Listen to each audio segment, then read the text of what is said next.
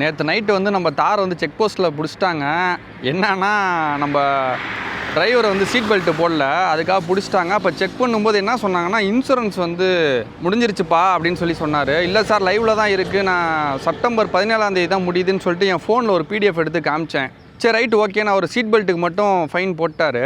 அடுத்த நாள் காலைல வந்து இன்சூரன்ஸ் போட்டேன்ல, அங்கே ஃபோன் பண்ணி கேட்டேன், மேடம் என்ன இது மாதிரி டிராஃபிக் போலீஸ் வந்து அந்த மிஷினில் செக் பண்ணிட்டு இன்சூரன்ஸ் முடிஞ்சிருச்சுன்னு சொல்கிறாங்களே அப்படின்னு கேட்டேன். இருங்க சார் செக் பண்ணிட்டு சொல்கிறேன் அப்படின்னாங்க. செக் பண்ணிவிட்டு என்ன சொன்னாங்கன்னா, ஓன் டேமேஜ் இன்சூரன்ஸ் தான் நான் போட்டிருக்கேன். தேர்ட் பார்ட்டி இன்சூரன்ஸ் முடிஞ்சிருச்சு, அது நீங்கள் போடலை.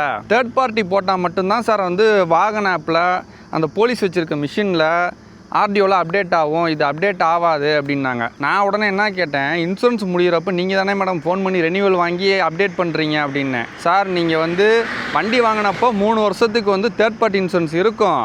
ஆனால் நீங்கள் இடையில என்ன பண்ணிட்டீங்கன்னா 2வது வருஷம் வந்து 1 மாதம் கேப் விட்டு இன்சூரன்ஸை போட்டேன். அதாவது இன்சூரன்ஸ் முடிஞ்சு 1 மாதம் கழித்து தான் திரும்ப இன்சூரன்ஸ் வந்து நான் போட்டேன். அதனால் வந்து என்ன ஆகிடுச்சு அப்படின்னா, அந்த இன்சூரன்ஸ் 1 மாதம் கழித்து போட்டேன்ல, அந்த டேட்டு தான் வந்து அவங்களுக்கு வந்து முடிய போகுதுன்றதை வந்து ரிமைண்டர் காமிக்கிது அவங்களுக்கு.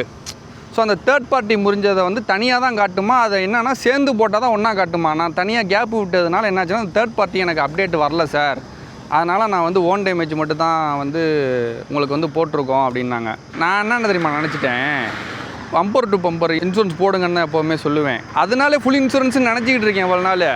ஆக்சுவலாக வந்து third party bumper to bumper ரெண்டையும் சேர்த்து போட்டால் தான் ஃபுல் இன்சூரன்ஸ் தான். இதுவே இவ்வளோ நாள் தெரியாமல் இருக்கேன். நான் அப்புறம் அந்த மேடம்கிட்ட கேட்டேன், ஏங்க இது இவ்வளோ நாள் எனக்கு தெரியவே தெரியாதுங்க, நான் பம்பர் டு பம்பருங்குமே ஃபுல் இன்சூரன்ஸ்னு நினச்சிக்கிட்டு இருக்கேன் அப்படின்னு. அதுக்கு அந்த மேடம் என்ன சொன்னாங்கன்னா, இல்லை சார் நிறைய பேர் வந்து இதுக்கு தான் வந்து முடிகிற டேட்டில் இன்சூரன்ஸ் வந்து அப்டேட் பண்ணோம், முடிஞ்சதுக்கு அப்புறம் ஒரு மாதம் கழித்து அப்டேட் பண்ணிங்கன்னா இந்த மாதிரி தேர்ட் பார்ட்டியை வந்து மிஸ் பண்ணிடுறாங்க. அந்த தேர்ட் பார்ட்டியை மிஸ் பண்ணுறதுனால என்ன ஆகுதுன்னா, ஏதாவது ஒரு ஆக்சிடெண்ட் ஆச்சுன்னா ஓன் டேமேஜும் கிளைம் பண்ண முடியாதான். தேர்ட் பார்ட்டி உள்ளவங்க வந்து ஆக்சிடெண்ட் ஆகிறவங்க அவங்க ஏதாவது நஷ்டேடு கேட்டாங்கன்னா நம்ம கை காசை தான் கொடுக்கணும்.